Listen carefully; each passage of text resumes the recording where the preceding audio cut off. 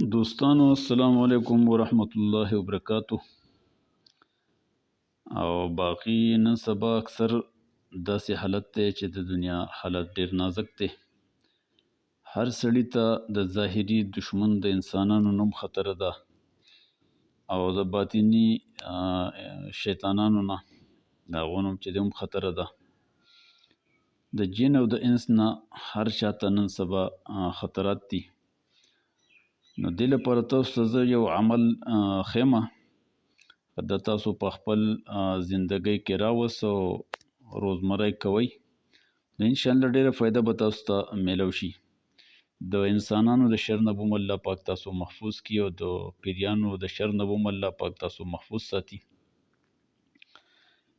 جناب هغه دغه دا د وظیفه دا ده چې علامه عبدالرحمن شافعي رحمت الله علیه فرمایلی دي چې یو لوی متقي فرزګاره سړی و او دی په سفر باندې روان دی، سورلي د سره ده.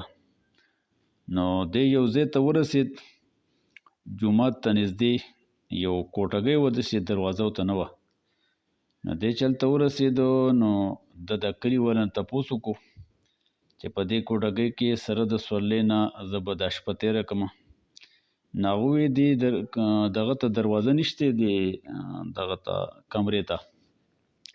او دویمه خبره دا ده چې کم میلمه دلته راغلی په دې کې شپه کړله نو په هغه د شپې بیا مړلی، دې کې څه بلا ده څه یره ده، نو هغه هېڅ نه کېږي.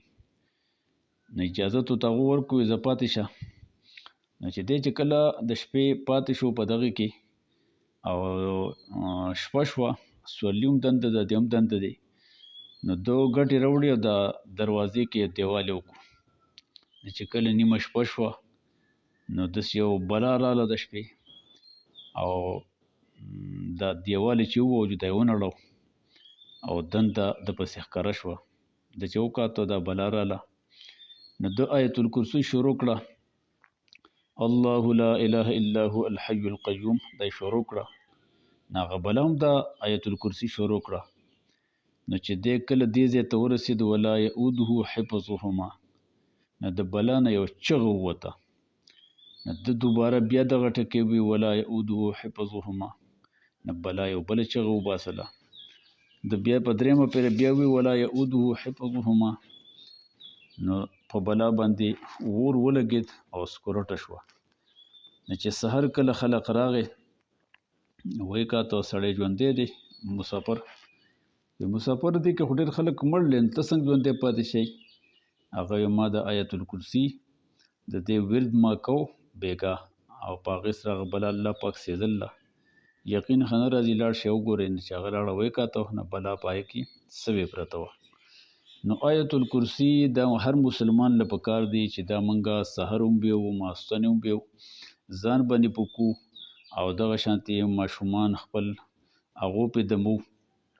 یو پیر آیت الکرسي دا چې سړی ووایي او ښي طرف ته یې پوکي، دویمه پیره آیت الکرسي ووایي چپ طرف ته یې پوکي، او درېیمه پیره آیت الکرسي ووایي مخامخ یې پوکي، څلورمه پیره آیت الکرسي ووایي شاته یې پوکي، او پنځمه پیره آیت الکرسي ووایي اسمان غاړې ته پوکي، شپږمه پیره آیت الکرسي ووایي ځمکې ته پوکي، او اوومه پیره آیت الکرسي ووایي او دی په خپلو لاسونو باندې دم کي، دا په دې بدن راکاږي.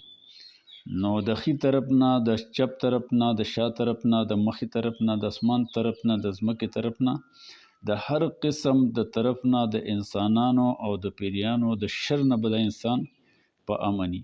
نو دا اووه پیرې سحر وایي، اووه پیرې ماسخوتن وایي. او دا ویډیو د ثواب په نیت باندې شیر کړئ.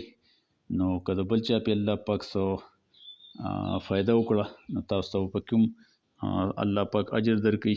جزاک الله.